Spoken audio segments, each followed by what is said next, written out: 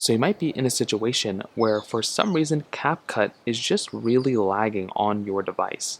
So CapCut is a very popular video editor that's available and anyone can go and download it. It's basically made by the same company that makes TikTok.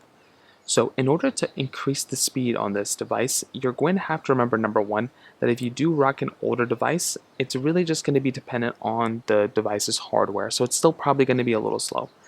The first thing though is to try updating the CapCut application. So right inside of the App Store like this, the first thing I'd recommend doing is just going through and try updating the CapCut app. So go inside of your App Store, go inside of whatever page you have, and just try updating it. A lot of the times that can probably end up fixing it for you, and that's exactly the first starting point that I recommend thinking about. Now if you do that and that's still not working, the next thing I'd recommend doing here is to try making sure you don't have any sort of like low power mode or anything like that basically enabled. So go right inside of your control center or wherever you have and try getting out of low power mode. And that can also very well just kind of end up cleaning some things out in the background too. And that's another big thing I'd recommend doing here as well. Also, if your footage is taking up a lot of storage, you might also have to go through and kind of just, clear out some storage in the background.